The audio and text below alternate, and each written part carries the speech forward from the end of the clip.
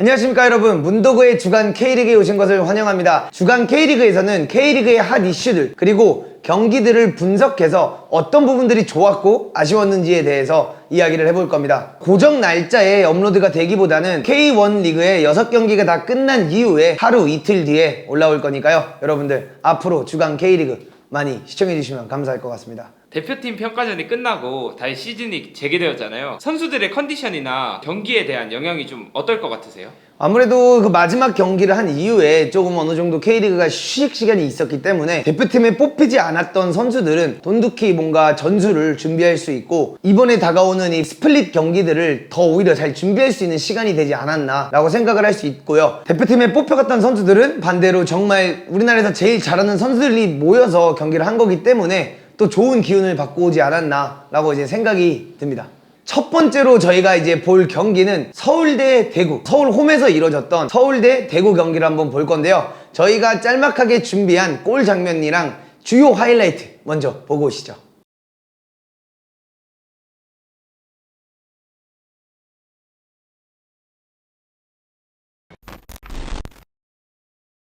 경기 출발했습니다. 왼쪽에 홈팀 서울, 그리고 단번에 제카에게 연결이 됐습니다. 제카가 왼쪽에서 대각선으로 들어갑니다. 제카 박스 안쪽. 자, 제카 선수가 그래도 모처럼 한번 전방 압박 통했습니다. 유종규 선수가 공을 내줬고요. 팔로세비치 그러나 여기서 공을 제대로 다루지 못했습니다. 빠져나왔어요. 세징야의 돌파입니다. 세징야 중앙 쪽을 해집고 들어갑니다. 흔들면서 세징야요. 하나도 없는 팀인데 여기서 실수입니다. 골미스고요. 그리고 길게 때립니다. 골키퍼. 예. 자, 두 명 사이 들어가는 과정. 싸워봅니다. 그리고 일리첸코. 페널티킥. 팔로세비치 슈팅 들어갑니다.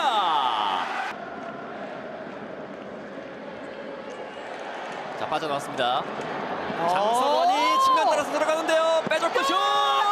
두 명이 만들어 나가는 플레이였습니다. 장성원 선수가 공에 결을 살려서 들어갔었고요. 컵백 너무 좋았고요. 예, 김진야를 무력화시킨 다음에 컴백 패스, 세징야 선수의 발끝을 정확하게 찾아갔습니다. 자, 여기서 이 패스 통하지 않았습니다. 조용 선수 제카를 향해서 공간 패스를 넣었습니다. 제카가 빠릅니다. 제카 빨라요. 왼쪽에서 들어갑니다. 있습니다. 제카 3대1입니다. 야, 제가 이걸 스피드 경쟁에서도 이겨내고요. 마무리까지 갑니다. 무섭네요. 상암의 측면을 완전히 갈라버렸던 제카입니다. 백 수비할 때는 이제 오사이를 아주 철저하게 세워놓고 있죠. 중앙 쪽 갔는데요. 자, 몸을 날리면 기성용이 쭉 밀어줍니다. 머리로 떨어뜨려줬어요. 일루첸코예요. 추워질죠. 김주성이 높이 쏘아 올렸습니다. 일루첸코 거쳐서 걷어냈는데요. 좀 붙입니다. 본전 상황. 서울과 9위 대구의 경기. 결국에는 2대3으로 결과가 나왔는데 이 날의 관전 포인트는 무엇이었을까요? 일단 그 마지막 경기에서도 서울이 사실 대구 원정에 가서 3대0으로 깨지고 왔어요. 서울 입장에서는 2번 연속으로 대구한테 친다, 참을 수 없는 일이죠. 그래서 그게 어떻게 보면 가장 재미있는 관전 포인트가 될 수 있었는데, 서울이 홈에서 이뤄진 경기였는데 사실상 대구를 뚫지 못하였고, 대구가 내려앉아서 5-4-1 상태로 수비를 했고요. 그 다음에 서울이 이렇게 볼을 돌리다가 애매하게 플레이를 하다가 공을 뺏기면 그걸 토대로 대구가 이제 카운터택을 쳐서 굉장히 효과적인 공격을 했다. 대구가 오히려 준비를 더 잘했다 라는 경기라고 이제 볼 수 있었던 경기였습니다. 서울의 축구, 안익수 감독님의 축구가 왜 성공을 하지 못하고 있느냐, 이 부분이 어떻게 보면 이 경기의 관전 포인트가 될 수 있다고 생각을 하는데요. 이 경기를 보면서 제가 느낀 부분은 서울이 굉장히 점유율 축구를 하려고 하고 과르디올라식의 그 축구를 서울에서 안익수 감독님이 실행을 시키려고 하고 있다는 것을 경기를 통해서 이제 볼 수가 있었는데요. 서울이 왜 그 빌드업 축구가 성공적이지 못하고 위협적이지 못했던 이유는 바로 이 장면들인데요. 서울이 뒤에서부터 이제 공을 돌리는 모습을 볼 수가 있는데 뒷공간 침투를 해주는 선수가 아무도 없습니다. 다 공을 받으러 오고, 대구 같은 경우에 5-4-1로 내려서 있는 이런 형태를 갖추고 있는데 서울이 아무도 뒷공간 침투를 안 해주면서 공간을 창출해내지를 못하니까 그냥 옆으로만 돌리고 드리블 치다가 결국 뺏겨서 계속 이제 카운터택을 당하는 그런 장면들을 저희가 이제 볼 수 있었는데요. 가장 중요한 부분 중 하나는 하프 스페이스에 그 패스가 들어갔을 때 그 선수들이 무조건 논스톱으로 주고받고 해서 나가는 게 아니라 가끔씩은 그 공을 가지고 드리블을 해주면서 상대 미드필더와 수비수 간격을 넓혀 놓는다든가 그런 플레이로 이제 끌어놓고 다시 줘서 3자 패스 혹은 뒷공간 침투 패스가 나와줘야 되는데 전반전에 서울의 모습을 보면 그런 모습을 전혀 볼 수가 없었다. 그리고 경기 내내 보더라도 그런 모습들을 찾아보기가 어렵기 때문에 대구에게 크게 고전을 했다라고 이제 볼 수 있는 경기였고요. 이 경기를 보면서 서울 팬들 입장에선 굉장히 답답했을 거라고 생각을 합니다. 저도 이 경기를 보면서 답답했던 부분이 뭐냐, 서울의 가장 매력적인 카드 누구였을까요? 기성용 선수입니다. 근데 이 기성용 선수를 한 칸 위에 올려서 좀 더 공격적인 역할로 가져가는 모습들을 볼 수 있는데 이게 별로 효과적이지 못했다라는 거죠. 그래서 결국 서울이 골을 넣었을 때 어떻게 넣었냐, 어떤 장면들이 위협적이었냐라고 본다면 기성용이 아래서 공을 받아서 길게 때려 넣어준다든가 기성용이 잡았을 때 나상호의 침투 혹은 나상호가 벌려주면서 김진야가 오버래핑을 나가면서 그런 뒷공간을 결국 공략했을 때 정말 더 좋은 찬스가 났다라고 이제 볼 수 있던 것 같습니다. 서울이 현재 그 빌드업 축구를 하는데 가장 아쉬운 부분은 본인들의 가장 매력적인 카드들을 잘 쓰고 있지 못한다.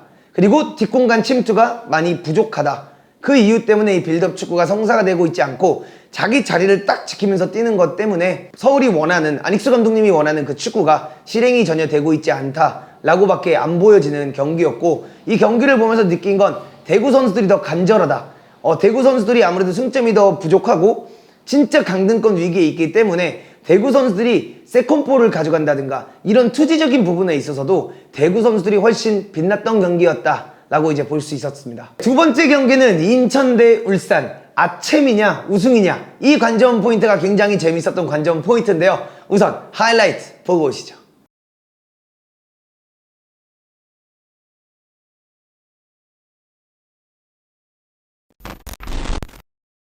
34라운드 파이널 라운드 첫 번째 경기 출발합니다. 헝가리 국가대표 공격수 마틴 아담이 대기하고 있는 울산입니다. 왼쪽으로 전개 강윤구 원터치 밀어줬고, 자 박스 안까지 전개가 됐습니다. 김도형이에요. 김도 꺾어줬습니다. 저 굴절되고 박스 슛 막아냅니다. 공시 후에게 길가 왔지만 골키퍼 조윤 델브리치 측면 강윤구 잘 흘려줬어요. 홍시우 박스 안쪽 기회입니다. 슛 그러나 었는데 오늘은 아마 복신이가 할 것으로. 네, 코너킥 들어갑니다. 박용우의 절면 헤더가 그대로 통과됐습니다. 1대0으로 먼저 앞서가는 울산입니다. 골키퍼 앞쪽에서의 움직임일까요? 네, 앞쪽에서의 저 울산 선수의 업사이드 가능성을 보는 것 같거든요. 네. 아마노준이 네. 골키퍼 김동원 앞에 서 있었고요. 판독 결과 옵사이드입니다. 선제골이 취소됩니다. 아마노준의 옵사이드 보시죠. 이 위치입니다. 이게 이제 헤딩에 닿고 나서의 이 5경기를 좁혀보면 두 팀 모두 득점은 4골. 하지만 실점 부분에서는 인천이 6실점, 울산은 4실점. 이 두 팀 모두 공격적인 부분에 좀 아쉬움이 있었습니다. 한 번에 뒷공간 길게 전달이 됐고요. 슛! 골! 최기훈의 K리그 데뷔골이 터졌습니다. 올림픽 대표 최기훈의 선제골. 지금 보시면 여기 뒷공간으로 집중되는 패스가 정말 좋았고요. 여기서 네. 자르려고 했으나 자르지 못하면서 완벽한 기회가 났거든요. 네. 이 기회를 놓치지 않고 최규현 선수가 마무리 해냅니다. 여기서 한 번에 김광석이 처리하지 못했습니다. 이후에 컵백 그리고 왼발 마무리. 최기훈의 선제골의 주인공 최기훈. 자, 뒤로 전개하는 과정인데 충격을 입었습니다. 강윤구 선수의 파울입니다. 앞서 파울이 어느 정도 누적이 됐기 때문에 이명재 앞쪽으로 전개. 레오나도 공간을 향해 뛰어줬고요. 방코가 달립니다. 왼쪽 측면 방코 가운데 움직임 있습니다. 자, 박스 쪽 찔러줬어요. 저기 있나요? 있습니다. 보시죠. 여기서 박구 선수의 아웃사이드 패스가 정말 기가 막혔고요. 네. 빠져나오는 장면이었는데 저기 위치가 주어지고 박스 바깥쪽이군요. 프리킥이 선언됐습니다. 자, 주심이 다시 확인을 했죠. 네, 옐로우 카드 누적으로 이렇게 되면 인천의 강인 수비수들의 집중력이 더욱더 요구되는 상황입니다. 그렇습니다. 그럼 터치하는 이동수 선수고요. 교체 투입된 이동수는 중원에 포진하고 있습니다. 엄원상 찔러줍니다. 김태환 원터치 반대편 헤더 골대! 된다고 하면은 인천을 더 힘들게 할 수 있거든요. 네. 그런 포인트가 있기 때문에 저렇게 아쉬워하는 거죠. 다시 오른쪽에서 공격 이어가는 울산입니다. 엄원상 지켜내나요? 가운데 오른발 다시 굴절.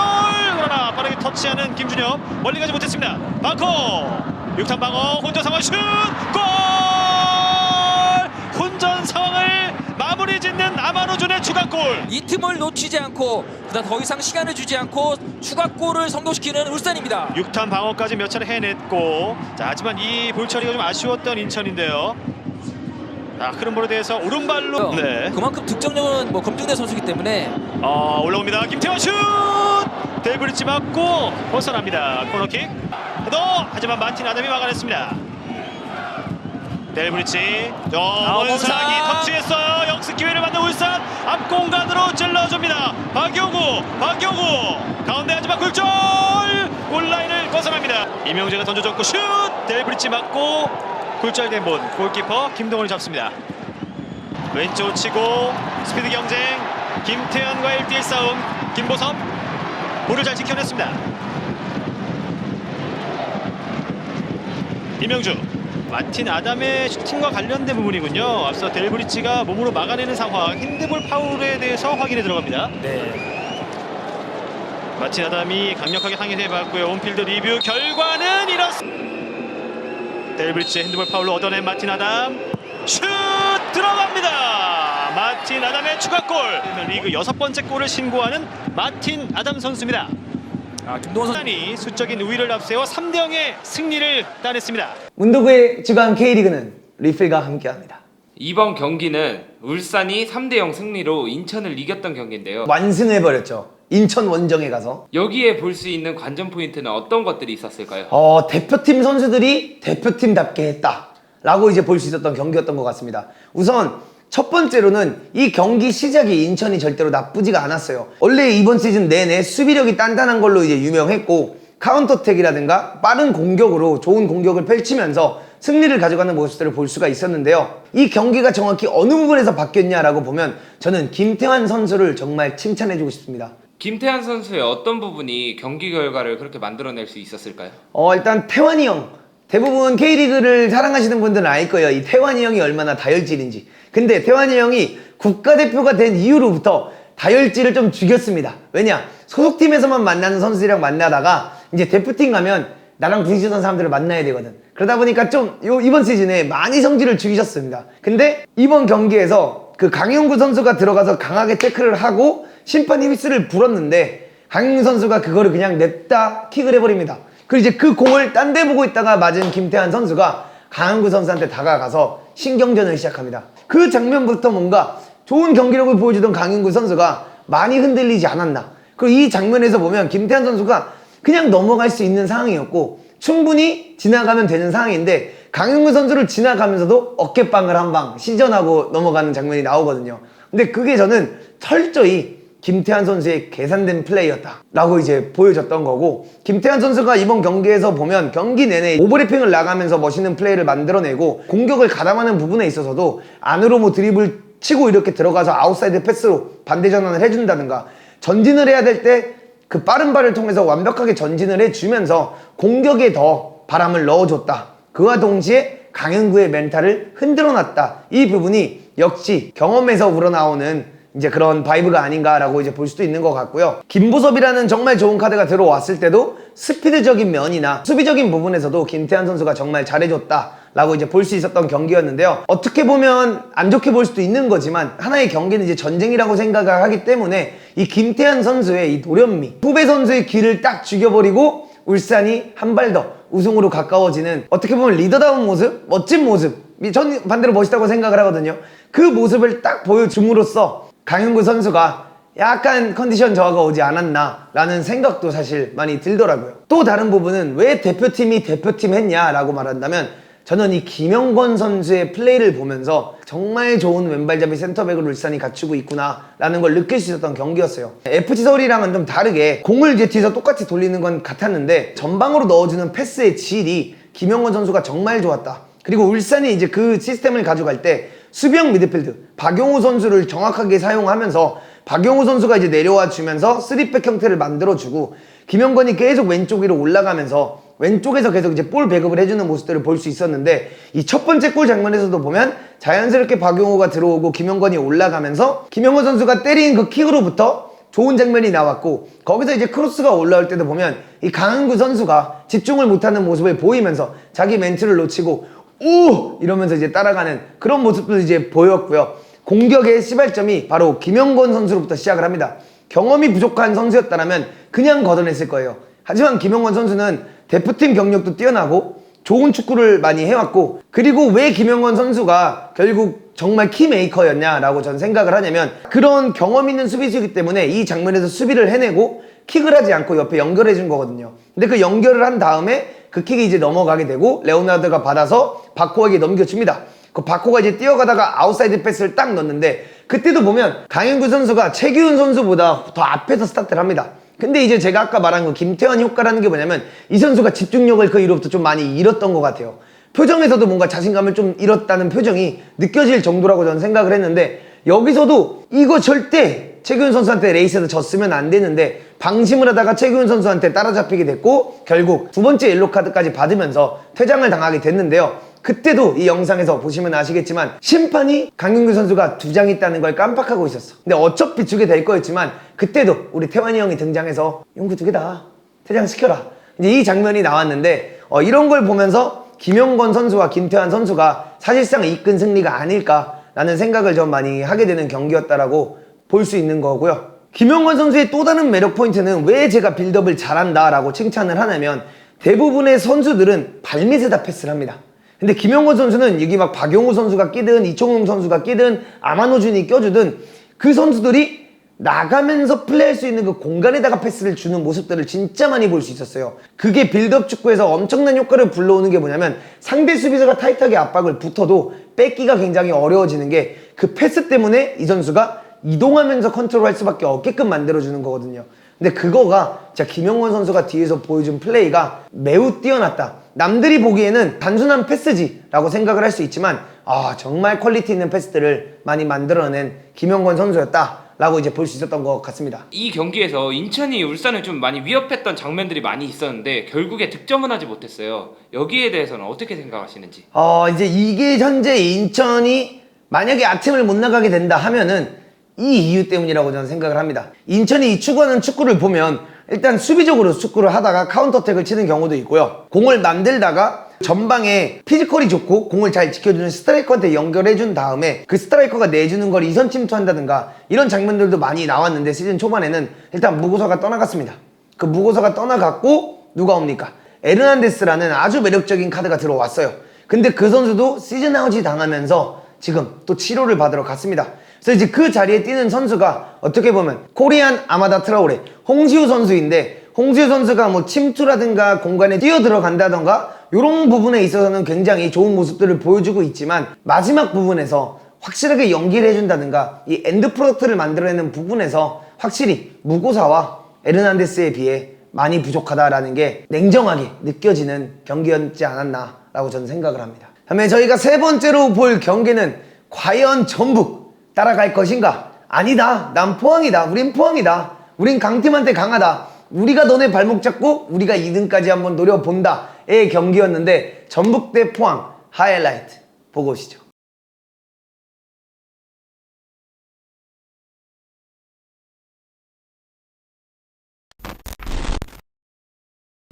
주심의 휘슬과 함께 전북 현대와 포항 스틸러스. 자, 포항의 공격도 지금 매섭습니다. 중앙점 올려줍니다.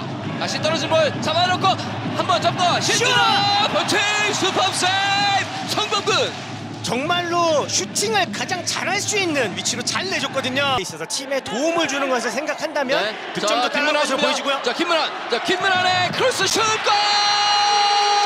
선제골! 바로 정확히 맞춰졌습니다. 네, 굉장히 볼이 강했기 때문에 발에 어느 곳이라도 맞았으면 골이 들어갈 정도로 했습니다. 자, 신광훈. 전북의 수비는 다 갖춰져 있는 상황인데요. 자, 오른쪽으로 넘겨줍니다. 김영환의 크로스 문전 헤더 슛 골! 고영준 동점골! 충분한 원점으로 만드는 포항의 고영준 1대1입니다. 자, 앞쪽에서 헤더를 뛰었던 경합했던 선수들은 키를 넘어갔고요. 그 뒤쪽에서 기다리고 있었던 고영준 앞에 떨어지면서 원터치 말리로 마무리 짓고 있는 고영준입니다. 자꾸 볼을 보낼 수 있다는 것만으로도 좋은 활약을 보여주고 있습니다. 이번 시즌 헤더골은 2골을 기록하고 있는 조기성 선수입니다. 자, 바로가 움직임을 통해서 밀고 갑니다. 바로의 스페이드. 자, 반대쪽으로 왔습니다. 슛! 골! 한겨원! 동점의 균형을 면서 한겨원에게 갔고 한겨원 정확하게 오른발로 원터치. 김승태 선수 등 쪽에 맞아버리네요. 네, 자, 이번에는 김진수가 갑니다. 김진수의 왼발 크로스 슛! 자, 또 이제 계속해서 이제 더 많은 다득점을 노려야 되는 상황입니다. 한겨원 골대 슛! 골! 멀티골! 다득점으로 계속해서 가고 있는 김상식 감독의 화공입니다. 자, 한 방을 또다시 이뤄냅니다. 네, 골대 맞고 나온 거 끝까지 집중해줍니다. 펀칭 밀어내고 있는 강현무, 그리고 김문환 골대 슛! 벗어납니다. 포항은 다음 경기가 자 문전 쪽에서 슛! 자, 이 경기는 3대1로 전북의 승이 되었습니다. 이 경기에 대한 관전 포인트는 또 어떤 게 있었을까요? 저희가 이제 이 세 경기를 다 라이브로 같이 봤잖아요. 근데 첫 번째 경기 서울대 대구 경기는 나름 엔터테이닝 했지만 조금 아쉬웠던 경기. 그 다음에 두 번째 울산 대 인천은 서울 경기보다 좀 더 재밌었다라는 느낌이 났다고 치면, 포항 대 전북 경기는 시작부터 달랐어. 저녁 경기니까 얼마나 이게 또 느낌이 다릅니까? 선수들이 뛰어다니기도 좋지, 막 그런 분위기가 형성된 상태에서 경기가 뛰었고, 포항 대 전북이라는 그런 큰 경기였기 때문에 템포 자체가 달랐습니다. 물론 전북이 이제 바로우를 통해서 지금 폼이 미쳤죠. 절정을 찍고 있는 바로우의 골로 이제 전북이 앞서 나가긴 했는데, 포항이 엄청난 경기력을 보여주면서 사실상 따라갔습니다. 그래서 경기적인 측면으로만 봤을 때는 포항이 더 나은 경기를 하지 않았나 라고도 볼 수 있었지만, 바로우랑 한규원이 이제 미친 폼으로 그냥 이 경기를 잠재웠다. 전북의 윙어 2명과 포항의 윙어 2명의 존재감 차이로 경기가 결정되지 않았나 라고 할 정도로 정말 바로우랑 한규원이 너무 잘해준 경기였다 라고 이제 볼 수 있었고, 그러니까 여기서 이제 약간 재밌는 관전 포인트를 제가 하나 드리자면, 이 둘의 좋은 퍼포먼스도 있었으나 김상식 감독님이 2대1 상황이 되고 계속 나와라, 앞으로 밀고 나와라 하다가 동점골을 먹을 뻔도 했는데, 이제 정말 운이 좋게 신진호 선수가 기가 막히게 찔러준 볼을 김승대 선수의 등에 맞으면서 1대1 찬스가 나지 않았는데, 이런 부분에 있어서 김상식 감독님의 조금 더 전술 지시가 좋아져야 되지 않을까라는 생각이 좀 관전 포인트로 볼 수 있었던 경기였던 것 같습니다. 이번 경기에서 홍정호 선수가 복귀를 했었는데 여기에 대해서는 어떻게 보셨어요? 지난 시즌에 MVP였기 때문에 홍정호 선수의 복귀가 전북 선수들에게 큰 힘이 될 거라고 생각을 하고요. 실제 경기를 뛸 때도 보면 홍정호 선수의 이제 노련미라든가 팀을 같이 뭔가 단단하게 만드는, 포백 라인을 단단하게 만드는 그런 효과를 확실히 볼 수 있었다. 그리고 이 경기에서 가장 재밌었던 관전 포인트가 뭐였냐? 해설위원이었어요. 해설위원이 누구셨는데요? 샤라웃 투 미스터 김형범. 오디오가 안 비어. 해설위원님께서 말씀해주는 거에 귀가 기울어질 때가 있고 안 기울어질 때가 있는데, 김형범 해설위원님의 해설이 너무 더 경기를 재밌게 만들지 않았나 라는 생각이 드는 경기였습니다. 그래서 저는 전북 대 포항보다 이건 김형범이 다 했다 라고까지도 말할 수 있는 것 같습니다. 이번 6경기에서는 해설 부분에서 전북 대 포항이 정말 재밌었다. 물론 뭐 너무 다 훌륭하신 분들이고 박지성 해설위원도 나오셨고 막 다 나오셨잖아요. 근데 그냥 김형범 killed it. 진짜 샤라웃 꼭 하고 싶습니다. 너무 잘하셨어요. 제가 뭐 무슨 주제에 이렇게 너무 잘하셨어라고 하는 것도 웃기지만, 정말 김형범 해설위원님이 나올 때마다 그 경기에 더 분명히 어떤 매력 포인트를 추가해주고 있다라고 저는 진짜 생각을 합니다. 다음 경기는 제주대 강원. 이 경기에서 이제 관전 포인트는 최용수, 우리 독수리 감독님께서 남기일 감독님한테 앉아. 근데 그게 관전 포인트였죠. 한번 제주대 강원 하이라이트 보고 오시죠.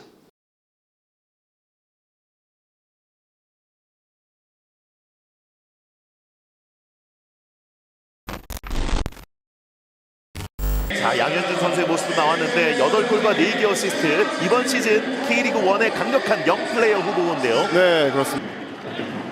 천천히 올라가면서 반대편으로 크게 열었습니다. 자 싸워주고요. 하지만 끊어냅니다. 다시 한번 끊어냅니다. 올라갑니다. 서민우 여기서 조리치 이정엽! 슛 이정엽 슛 골! 김대원 선제골 기록합니다. 김대현 대단합니다. 여기서 서민우가 잘라내고 이정엽에게 내준 수가 것. 좋았죠. 여기서 강한 볼 맞고 나온 거를 그래서 그날 바로 계약을 했다고 합니다. 그렇군요. 네. 자 제르소가 이번에 흔들고 들어갑니다. 김진호가 이번에 막고 있고요. 두고 현란한 개인기로 네. 끝까지 연결을 했네요. 그렇습니다. 자 이번엔 왼쪽 측면입니다. 정승용 서민우에게 서민우 중거리 슛! 잘 때렸는데요. 자, 네. 서민우 지금 각도가 열리니까 그대로 갑니다. 링이 제르소 들어가죠. 제르소 링 오비 패스로 링. 하지만 자, 네, 김영빈 처리 끊겼고요. 자 제르소 수비하고요. 따라갑니다. 다시 한번 제르소 돌아 들어갑니다. 자 패스 연결해주고 돌려봤습니다. 제르소 골킥이에요. 지금도 제르소가 자 한 번에 갈라줬어요. 올라갑니다. 제르소 나왔어요. 제르소 돌아섭니다. 제르소 하지만 마지막 순간 자 뛰어줘야 되죠. 네, 너무 빨리 뛰어 들어갔던 제르소. 우리 서민우 김대원 다시 한번 서민우에게 자 공간으로 김진호가 자, 올라와야죠. 붙여줬습니다.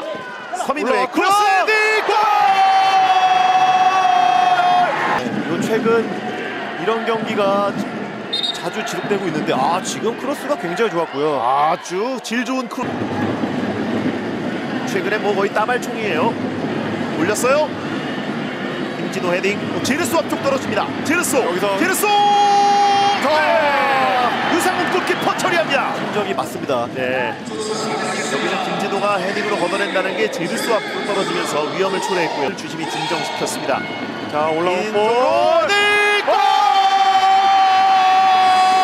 주민규! 한 골 추가하면서 리그 16골째 주민규가 돌아왔습니다. 골을 기록합니다. 자, 골이 좀 길었거든요. 긴 네. 날아갔는데 주민규가 먼쪽 포스트에서 돌아뛰면서 멋진 헤더로 했어요. 자 맞고 제르소 자 갈레고와 제르소의 경합. 제르소가 통증 호소하고 있는데 이 경합 상황 비디오 판독을 직접 하는 박병진 주심. 네. 자 이렇게 느린 그림으로 봤을 때는 제르소 선수가 먼저 공을 터치를 했네요.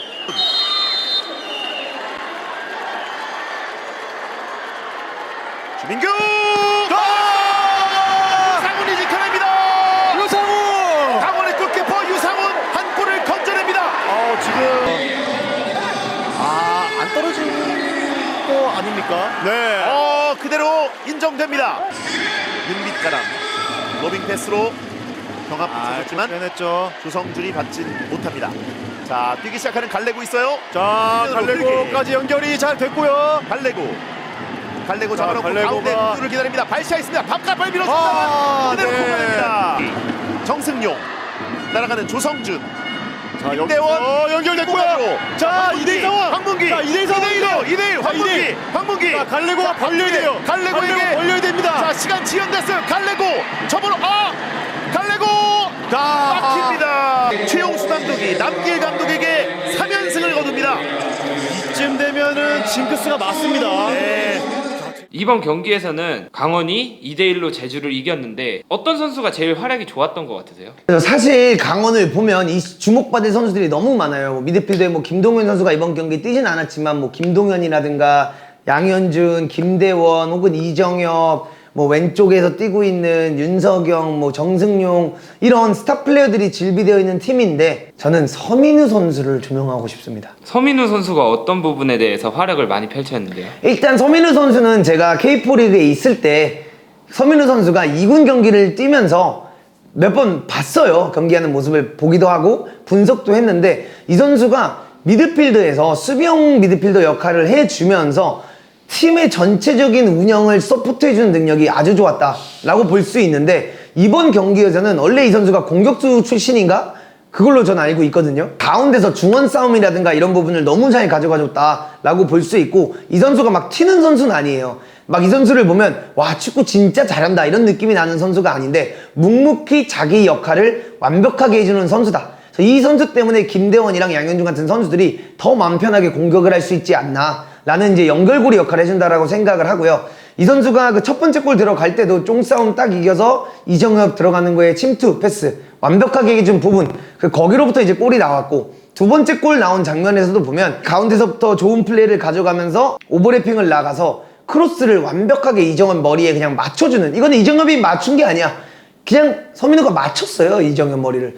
거의 그 정도로 기가 막힌 크로스를 올렸다. 근데 이 선수가 더 주목받을 이유가 있는 것 같다라고 전 생각을 하고요. 그리고 이제 수비 역할을 할 때도 뭔가, 그러니까 공수를 완벽하게 이 선수가 다 소화해주지 않았나, 이런 장면에서도 헤딩으로 골키퍼한테 이렇게 주는 여유라든가 쫑싸움을 가져간다든가, 아니면 그 마지막 장면에서도 보면 그 카운터택을 시작시킬 때 기가 막힌 킥을 해줍니다. 이런 부분들을 다 봤을 때 서민우 같은 선수를 우리 문도구의 주간 K리그에서 더 주목해줄 필요가 있지 않나.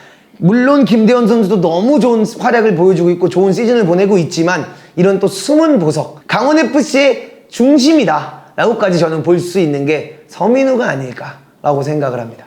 그 다음에 제주의 제르소 선수, 계속 이번 시즌 꾸준하게 위협적인 플레이를 보여주고 있는데, 제르소 선수에 대해서도 한마디 가능하실까요? 그냥 이번 시즌 용병 중에 가장 잘하고 있는 선수를 뽑아야 된다고 하면 전 제르소를 뽑을 것 같아요.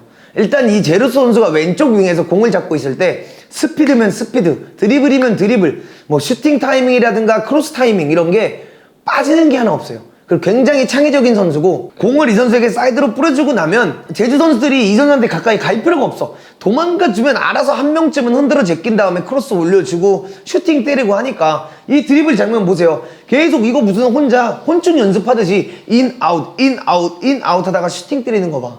와, 난 진짜 뭐 바코도 바코고, 아마노준도 너무 잘하고 있고, 바로우도 요즘 폼이 올라왔고, 다 이렇게 올라오고 있는 용병들이 많지만, 저는 개인적으로 제르소가 올 시즌 K리그에서 가장 파괴적인 모습을 보여주고 있지 않나 라고 전 생각을 하고요. 이 제르소라는 매력적인 카드를 남길 감독님이 조금 더 적극적으로 활용을 해야지만 제주가 더 많은 승리를 가져갈 수 있지 않을까 하게끔 만드는 정도의 퍼포먼스를 보여주고 있다고 생각을 합니다. 이번 경기는 제르소 선수가 물론 91분에 이제 아웃이 되긴 했지만, 이번 시즌을 통틀어서 보다 보면 뭐 70분 때쯤, 항상 65분, 막 80분 때쯤에 제르소 선수를 빼는 경향이 많았어요. 그러면서 뭔가 동점골 먹는다든가 이길 수 있었던 경기도 못 이긴다는 느낌을 좀 많이 받았었거든요. 제르소 선수가 보여주는 그 파괴력을 조금 더 다른 스트라이커라든가 윙어들을, 혹은 이선 침투에는 미드필더를 잘 활용해서 제주가 활용해야지만, 울산이랑 전북이 만약에 FA컵을 이긴다는 가정하에는 4등까지도 아침을 나갈 수 있는 상황이기 때문에, 이 마지막 남은 4경기에서는 남길 감독님이 제르소 활용법을 조금 더 적극적으로 사용해야 되지 않을까라는 생각을 만들게끔 하는 경기였다라고 저는 생각을 하고요. 이날 보여준 경기력 부분에 있어서는 뭐 슈팅이면 슈팅, 창의력이면 창의력, 심지어 페널티킥까지 얻어내서 동점골을 넣을 수 있는 기회까지 만들어냈는데, 아쉽게 진민규 선수가 이제 못 넣으면서 2대1로 패배한 걸 볼 수 있는데, 제르소 선수의 활약이 너무 뛰어나다라고 이제 생각이 드는 경기였습니다.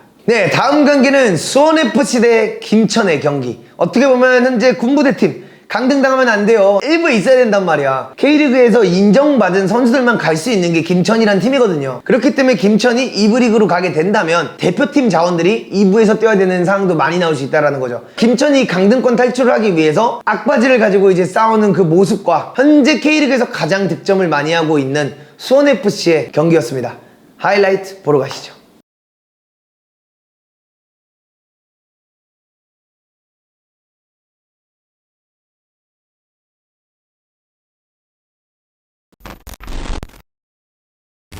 양팀의 전반전 시작되겠습니다. 원정팀 흰색 유니폼의 김천. 김준범도 있고요. 공격적인 카드들을 배치하고 있는. 자, 바로 올립니다. 이런 건데요. 이런 건데요. 다시 컵백! 라스인데요. 중앙쪽! 슛! 왼쪽입니다. 박주호! 이거 박주호가 이제 워낙 왼발을 잘 쓰는 선수다 보니까 됐습니다. 이겁니다. 이용 선수가 조금 더 공간을 찾을 것 같아요. 그렇죠. 이겁니다. 이겁니다.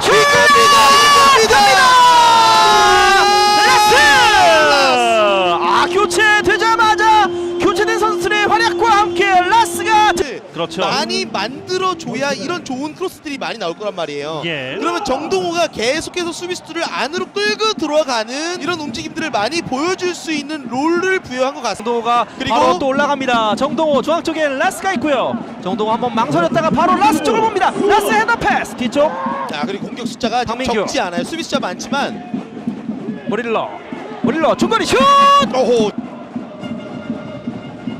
오호. 자, 좋은 연결이 됩니다. 강윤성 앞쪽으로 가볍게 자, 뒤로 슈팅 슛!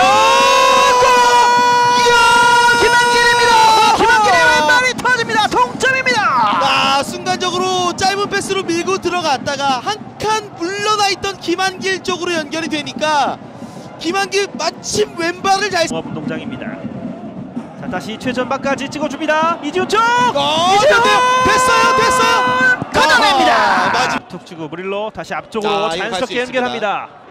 자, 라스 한 명 제치면서 박지수 이번엔 자, 박지수를 이기는 오른쪽에 라스입니다. 열렸어요. 오른쪽에, 그리고 무릴로 오른쪽에 오른쪽까지 열렸습니다. 자연스럽게 하고 왼발 바로 슈팅! 빗나갑니다. 이용 이야, 왼발로 한번 감아봤는데 좀 높았어요. 까지 들어와 있습니다. 거렇게 뒤쪽 헤더 패스 골! 이야! 잭슨입니다! 라크맨 잭슨의 득점! 2대1 다시 합니다. 이야 제대로 아, 찍었네요. 이거를 일단 무릴로 선수가 좀 보여줘야 될 텐데요. 자, 헤더 자 바로 연결 그리고 라스 왼발 슛! 많이 뜁니다. 자 그리고 이거는 열렸습니다. 뒷공간 무너뜨렸어요. 바로 열립니다. 무너뜨렸습니다. 화면을 맞습니다. 자, 지금 자 일단 위치적으로도 좀 어느 지금 여기서 잡힌 위치가 김용우 주시면 시선이 아닙니다. 네. 다시 빼앗고 상가 패스. 좋은 연결입니다. 앞쪽으로 툭. 자 자연스럽게 연결. 본인이 택할까요? 뒤로 슛! 막았습니다. 권창훈의 완벽한 구성을 누린 슈팅을 막아냅니다. 따라서 찬 거란 말이에요. 오늘 200경기 출전 기념을 했던 박회종 골키퍼가 완벽하게 틀어 막았습니다. 야 계속해서 뭔가 막았는데요. 들어갔어요. 잘 한번 접고 들어갔습니다. 피했어요. 슛! 골안 들어가. 야 이렇게 접고도 차는데 안 들어가나요? 교체. 또 깔아서 구석을 노렸는데 박배정이 막았죠. 지금도 김지현이 페이크 동작 이후에 야 김지현 구석을 고요. 김한길 왼발로 올려줍니다. 뒤쪽 헤더 쪽으로 빗나갑니다. 점들을 많이 갖고 있습니다. 그렇습니다. 그런 점들을 감안했을 때는 전방에서부터 압박할 필요가 자 있어요. 이번엔 좀 더 자연스럽게 네. 연동왔습니다. 지금 내려서서는 안 됩니다. 자 끝까지 자, 연결 슛! 뭐라고 했습니까? 골입니다. 이러면 안 된다고요. 동점이 됩니다. 계속 올라가라 이야기를 했는데 결국 한 걸음도 올라가지 못한 채 여기서 김경민에게 한 골을 내줬던 수원FC 거의 마지막 순간 권창훈 빗나갑니다. 이렇게 경기 종료.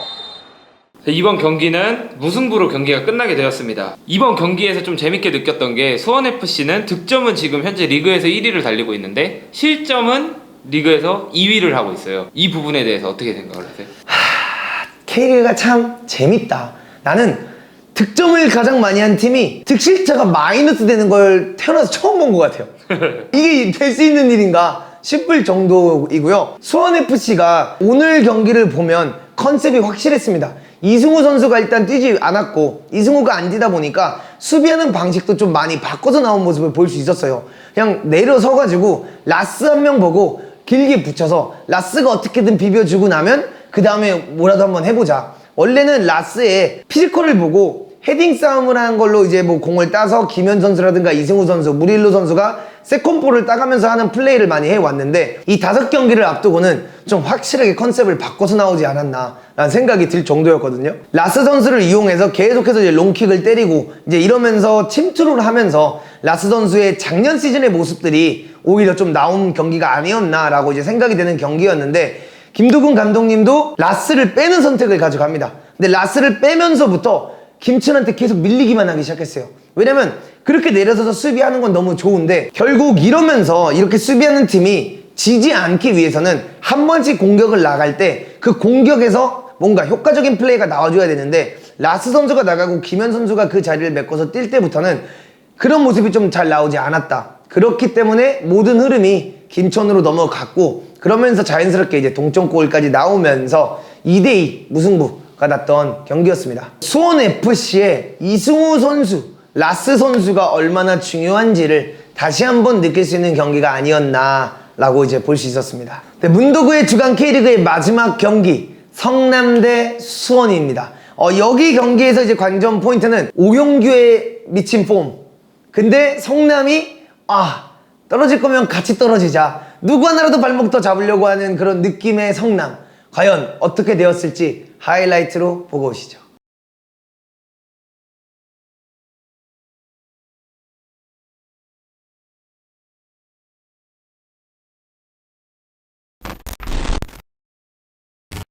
자, 주심의 휘슬이 울리면서 전반전이 시작이 됐습니다. 홈팀 성남이 왼쪽에서 오른쪽, 원정팀 수원이 오른쪽에서 왼쪽으로 공격을 펼치는 전반전입니다. 오랜만에 선발 출전했고요. 네. 팀의 베테랑 선수로서 본인이 하고자 하는 역할을 충분히 잘하고 있는 흘러나왔습니다. 선수예요. 슛! 퍼팅! 슈퍼セ야! 수원 삼성이 되겠고요. 네. 사실 그렇게 자, 안쪽으로 다시 공중볼 대결이 펼쳐집니다. 떨어지는 볼 넘어지면서 자, 그대로 선수들이 두 선수 모두 볼을 보면서 놀라운 집중력을 보여주는 플레이를 보여줬는데 네. 이게 만약에 오영구 선수 다리가 먼저 들어왔다면은 네. 파울을 선언할 수도 있고요. 주심이 어떻게 판정을 내렸을지 온필드 리뷰가 끝이 났습니다. 자, 온필드 리뷰 그리고 찍습니다. 들어보고 네, 아니라면 그 전에 그렇죠. 그러면 오프사이드를 말씀을 네. 말씀 것 같거든요. 이게 또 이렇게 막도 있고 성남으로서는 매우 다행스럽다. 자, 밀고 들어갑니다. 슛! 골대! 강력한 오른발. 자, 스루 패스 들어갑니다. 패스 들어갔고요. 네, 전진우가 자, 오연규 오연규예요. 골! 선제골! 역시 오연규의 선제골 1대0. 지금도 기가 막힌 패스 네. 들어갔고요. 잘 돌려줬죠. 몸싸움 이겨내고요. 이 몸싸움이 대단합니다. 조성욱 선수가 따라갔습니다만 이겨내면서 다시 끊어내면서 슈팅으로 마무리 짓지 못하고 공격이 전환이 됩니다. 자, 왼쪽에 흘러들어가는 볼을 잡아내고 있는 전진우. 자, 개인 기술이 좋습니다. 오른쪽으로 접고 전진우 패팅! 막아내고 있는 김영광의 세이브. 와, 이것도 아주 날카로웠는데요. 김영광이 세이브를 해냅니다. 다시 자, 높은 게 올려주면 헤더. 네, 자, 이렇게 머리에 맞춰야 됩니다. 주동성 살짝 뛰어서 러빙 바운드가 됩니다. 근전 쪽 김영광이 수원은 이기재 선수의 왼발을 꾸준하게 노려볼 필요가 있습니다. 자, 박수일 쪽으로 옵니다. 자, 박수일 뮬리치. 자, 밀리치 마지막 슛이 정확하게 임팩트가 되지 않았습니다. 오른쪽으로 밀어주고 잘 봤고요. 류승우 따라갑니다. 류승우 그리고 안병준 들어가는데요. 안병준 자, 들어 빠지고 오영규 골! 지금도 중원에서 준비 뛰어가는 거 보십시오. 자, 역습으로 자, 여기서 상황이 조금 애매하게 흘러버렸는데 이걸 놓치지 않고 이게 김영광 골키퍼가 역동작에 걸려서 따라가기가 힘들었습니다. 이게 빠져나옵니다. 안쪽으로 페널티 안쪽으로 들어왔습니다. 슛! 흘러나옵니다. 이걸 막아내고 있어요. 슛! 네. 벗어납니다. 자, 이게 골문 안쪽으로 들어가지 못했습니다. 양영모 선수가 일단 빠졌습니다. 자, 팔로세비치가 페널티 에리어 오른쪽 근처에서 크로스 올립니다. 뮬리치 앞쪽에서 헤더로 일단 끌어내고 다시 밀고 들어 박수일의 크로스 걷어냅니다. 조성욱 전진 패스 그리고 여기서 자, 뮬리치의 회심에 성남입니다. 자, 성남의 크로스 올라갑니다. 뮬리치 뜨거합니다.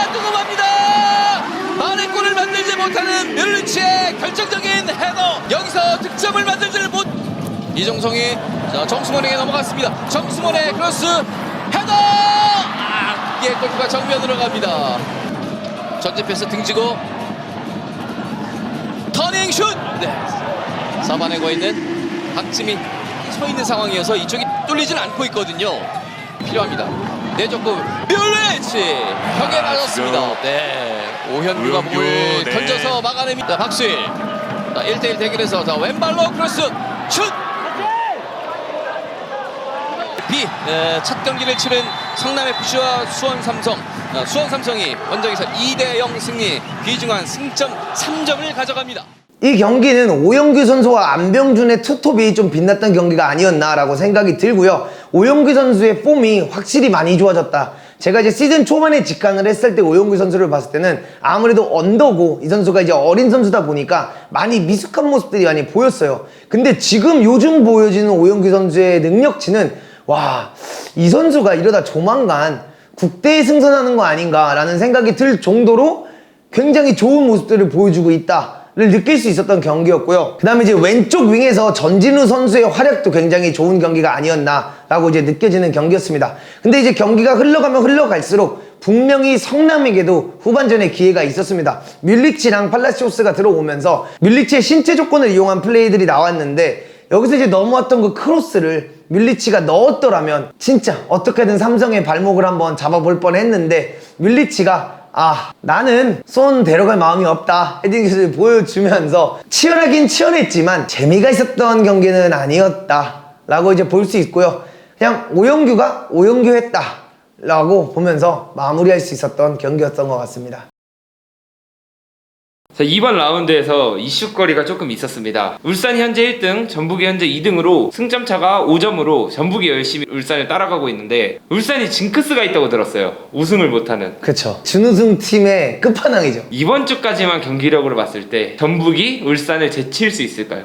이게 너무 재밌는 관전 포인트인데 울산 대 전북이 FA컵에서 일단 준결승에서 만납니다. 근데 여기서 만약에 전북이 이긴다 하면은 토요일에 있을 울산 대 전북 경기에도 이게 이어지지 않을까라는 생각을 하고요. 그 징크스가 딱 발동하기 좋은 스케줄과 일정 그리고 승점차가 아닐까라고 저는 생각을 합니다. 왜냐면요, 전북이 어쨌든 우승 DNA가 있죠. 이번 경기에서 전북과 울산이 만나고요. 여기서 전북이 울산을 잡는다면 승점차는 2점으로 줄어듭니다. 근데 이제 울산이 그 다음 경기에서 누굴 만나냐, 중요한 순간 때마다 제일 무서워하는 김기동 감독님의 포항 스틸러스를 만납니다. 거기서 포항한테 비기거나 잡힌다면 전북이 그리고 두 경기를 이긴다면 1점 차로 전북이 앞설 수 있는 상황이 오게 됩니다. 그렇기 때문에 저는 감히 문도구의 예측으로서는 이번 시즌도 울산이 준우승을 하게 되지 않을까 라고 감히 한번 말해보고 싶습니다. 징크스를 많이 믿으시는 편이신가요? 징크스를 많이 믿다라기보다는 이 징크스라는 게 깨기가 있는 거예요. 이걸 깬다면 다음 시즌에 K리그에 진짜 더 재밌는 변화가 올 거다. 왜냐면 이제 진짜 누가 우승할지 모르니까. 근데 이걸 또 못 깬다면 전북이 무조건 우승하는 리그가 돼버리는 거죠. 근데 지금 울산 스쿼드가 절대 전북 스쿼드에 비해 나쁘지 않습니다. 어떻게 보면 더 좋다고도 볼 수 있는 것 같아요. 그렇기 때문에 이번 정말 이 울산 대 전북 경기는 너무나도 재밌는 경기가 되지 않을까라고 생각을 합니다. 그리고 전 시즌까지는 인천이 순위권 경쟁에서 많이 밀렸었어요. 근데 올해 갑자기 순위가 많이 상승했습니다. 경기력도 많이 좋아지고요. 인천이 아챔권을 딸 수가 있을까요? 3등을 차지하기는 쉽지 않을 것 같다의 느낌인데 전북과 울산이 둘 중 하나가 FA컵 우승하게 된다면 4위까지 아챔을 나가기 때문에 4위까지 나가는 거라면 인천도 아직 충분히 가능성이 있다 라고 이제 보여집니다. 지금까지는 상위 스플릿에 대한 얘기를 많이 했었는데 이제는 강등권에 대해서도 한번 얘기를 해봐야 될 것 같습니다. 성남은 어쨌든 거의 강등 확정인 거고 나머지 한 팀이 수원과 김천 쪽으로 기울어지고 있는데 누가 될 것 같으세요? 저는 이게 뭐 김천이 될 수도 있고 수원이 될 수도 있다라는 생각을 많이들 하지만 저는 이제 서울대 대구 경기를 보고 기성용 사태, 안익수 감독 사태까지 나왔잖아요. 엄청나게 안 좋은 경기력이 있었단 말이죠. 그리고 이제 있는 경기가 슈퍼매치야.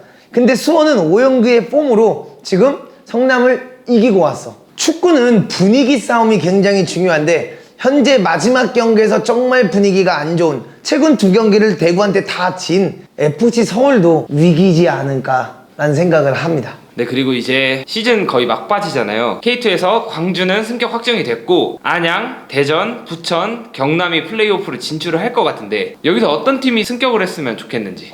이런 말을 한다고 하면 이제 그 팀들의 팬분들이 당연히 싫어하겠지만 제가 그냥 과감하게 하고 싶은 말은 기업 구단인 대전이 올라오는 게 좋은 그림이 되지 않을까. 선수들을 많이 영입하는 것도 그렇고 쓸 수 있는 돈도 그렇고 현재 대전이란 팀에는 뭐 주세종 선수라든가 조유민 선수라든가 또 대표팀에 발탁되고 있는 선수들도 있고요. 그리고 이제 가장 중요한 게 지금 아쉽게도 이제 성남FC가 뭐 해체한다 만다 이제 이런 얘기들이 나오고 있잖아요.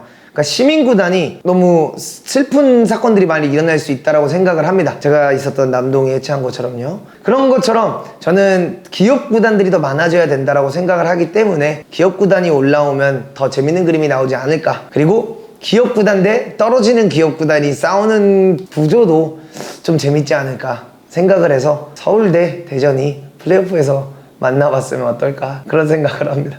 그리고 이번에는 라운드에 대한 질문을 좀 드릴 건데요. 이번 라운드에서 가장 포텐셜이 터졌던 선수 한 명을 꼽자면 이번 라운드에서 내가 봤을 때 가장 매력적이었던 선수 네, 딱 한 명이요. 딱 한 명이요. 와, 너무 어려운 질문인데 매주 한 명씩 뽑을 거예요. 매주 한 명씩. 네. 저는 과감하게 그러면 서민우 선수를 뽑도록 하겠습니다. 서민우 선수요. 네. 서민우 선수의 활약상은 앞에 영상에서 충분히 보였을 거라고 생각을 하고요. 바로우도 너무 잘했고 한교원 선수도 너무 잘했고 뭐 제르소도 잘했고 세징야도 워낙 잘해주고 이제 잘해준 선수들은 워낙 많았지만 저는 그래도 더 이 서민우 선수가 조명을 받는 게 맞지 않나라는 생각을 합니다. 자, 그리고 이번 라운드에서 가장 좋았던 경기는 어떤 경기가 있었을까요? 이번 라운드에서 제일 재밌었던 경기는 형컴님께서 해설까지 맡아주셨던 전북대 포항 경기가 아니었을까라고 생각을 합니다. 그럼 반대로 이번 라운드에 가장 실망스러웠던 경기는 무엇이 있을까요? 이번 주에서 제일 재미없었던 경기 재미가 없었다거나 그냥 실망스러웠다, 뭐 경기력이 되게 좀 그런 거. 손에 받치 저번 주에 K리그를 진짜 집중해서 보셨잖아요. 네네. 평소에 재미없다고 진짜 말씀을 많이 해주셨는데 K리그가 재밌어지려면 어떤 게 필요할 것 같으세요? 저는 K리그를 진짜 최근에 요즘 많이 보고 있잖아요. 많이 보고 있는데 진짜 재미없는 경기들도 많아요. 그건 솔직해져야 돼 우리가. 근데 진짜 더 재밌어지고 싶으면 더 다양한 전술이 나타나야 됩니다. 대부분의 팀들이 우리 6경기를 봤어. 그럼 12팀이 뛴 거잖아요. 12팀이 수비하는 방식이 다 똑같아요. 크게 다른 팀이 많이 없어. 다 일단 내려앉는 거 위주, 암묵자 위주의 축구를 해버리니까 더 재밌을 수 있는 게, 더 와이드하고 와일드해질 수 있는 게 와일드해질 수 없기 때문에 재미가 덜 생긴다, 관전 포인트들이 적어진다라고 이제 볼 수 있는 것 같습니다. 그래서 조금 더 감독님들께서 화끈하게 전방 압박이라든가 혹은 좀 더 공격적인 축구에 조금 더 집중하면 리그 자체가 더 재밌어지고 더 많은 팬분들이 직관을 오지 않을까라는 생각을 합니다. 이거는 진짜 뭐 개인적인 질문이긴 한데 감독님들도 경질의 위험성 때문에 좀 안정적인 걸 많이 택하시는 것 같아요. 뭐 그럴 수 있죠. 그럴 수 있는데 그런 말이 있잖아요. 최고의 수비는 공격이다. 최고의 공격은 수비죠. 말장난하세요?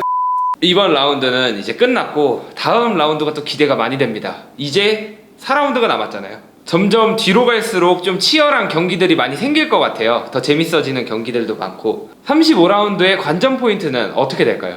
이번 주 토요일에는 포항 대 제주, 울산 대 전북, 강원 대 인천, 그리고 일요일에는 수원 대 서울, 김천 대 성남, 대구 대 수원FC, 이 6경기에 대한 관전 포인트를 말씀해 주시자면. 포항 대 제주는 이건 것 같아요.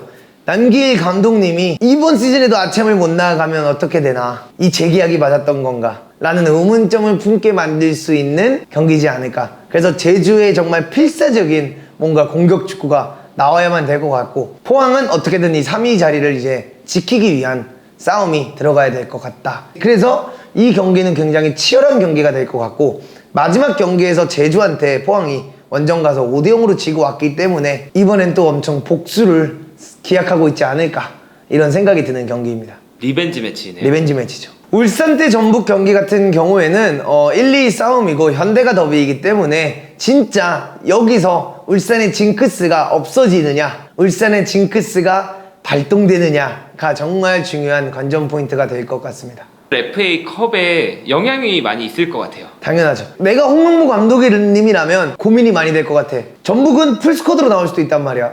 근데 울산도 이거를 과연 풀스쿼드를 내보내서 여기서 이겼는데 리그전 때 애매해질지, 그러니까 이런 뭔가 로테이션 싸움이 엄청 중요한 경기가 될 것 같습니다. 그래서 만약에 이 FA컵에서 힘을 빼고 나 리그 우승 확정 지을래로 갈 것이냐, 아니면 둘 다 이기려고 들다가 두 마리의 토끼를 다 놓치느냐, 이제 이런 싸움이 될 것 같기 때문에 정말 재밌는 경기가 될 것 같습니다. 강원 대 인천 경기는 어쨌든 간에 현재 폼이 좋은 강원이 아침을 갑자기 노려볼 수 있는 상황까지 왔어요. 인천이랑 강원이랑 승점차가 어느덧 1점 차밖에 되고 있지 않습니다. 그래서 이 4위 탈환에 최용수 감독님이 욕심을 내기 시작하지 않을까, 지키기 싸움에 정말 재밌는 경기가 되지 않을까라고 생각을 하는 경기입니다. 강원이나 인천도 울산이나 전북 중에 한 명이 FA컵 우승을 하기를 정말 바라겠네요. 무조건이죠. 일요일 경기 이제 슈퍼매치죠. 수원 대 서울은 어차피 이건 자존심 싸움이야. 슈퍼매치잖아요. 많은 관중들이 올 거고 정말 자존심 싸움인데 지금 자존감이 바닥으로 내려간 서울, 그리고 어쨌든 간에 살아남아야 되는 수원, 얼마나 재밌는 경기가 되고 얼마나 치열한 경기가 될까, 이게 중요할 것 같고, 이 경기의 이제 관전 포인트는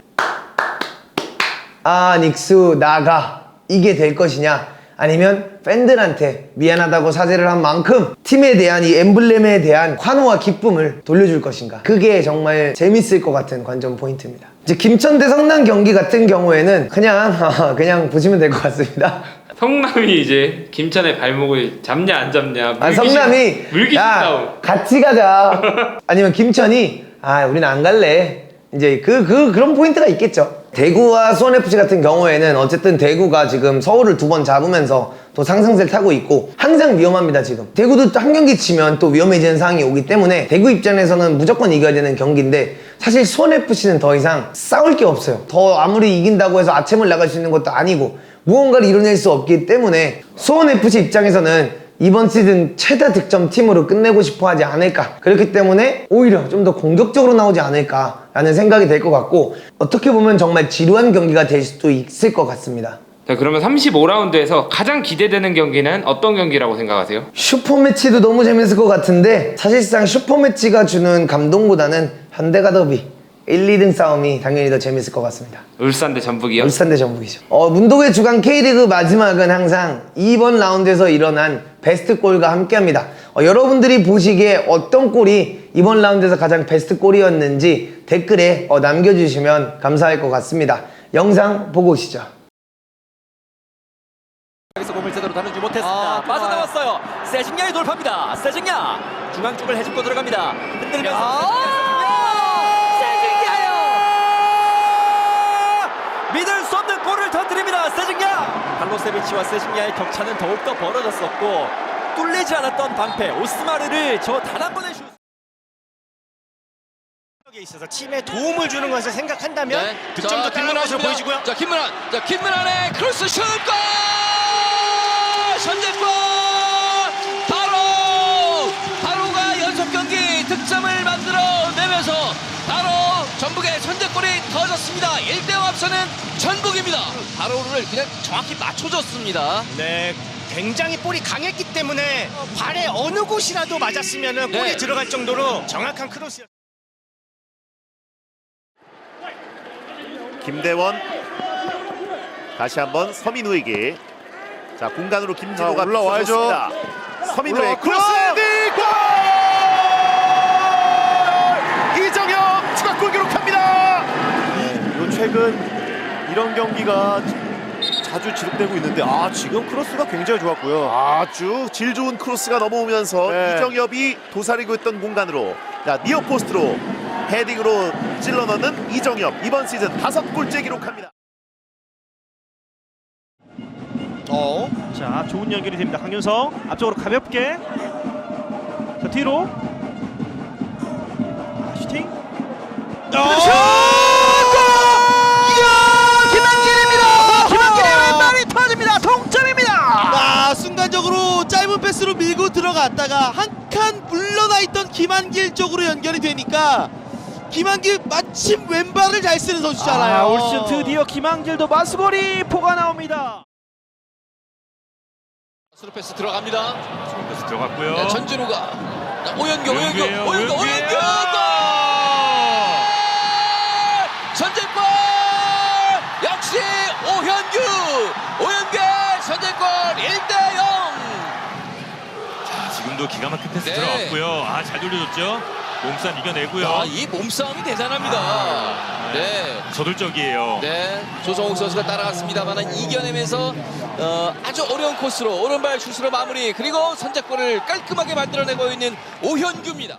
네, 오늘 문도구의 주간 K리그는 여기까지고요. 여러분들이 이제 저희가 첫 영상이다 보니까 어떻게 보셨을지 모르겠지만, K리그에서 궁금하셨던 부분이 있거나 아니면 매주 저희가 다뤄줬으면 하는 부분들을 말씀해 주시면 저희가 최대한 반영을 해서 업로드 한번 해보도록 하겠습니다. 그리고 K리그는 항상 문도구 라이브 채널에서 중계 영상을 포함해서 라이브 방송을 하고 있으니까요. 같이 K리그 경기를 보시면 제가 또 즉흥적으로 분석을 해드리기도 하니까 놀러 오셔서 라이브도 함께 보시면 감사할 것 같습니다. 문도그의 주간 K리그 시청해주셔서 감사합니다.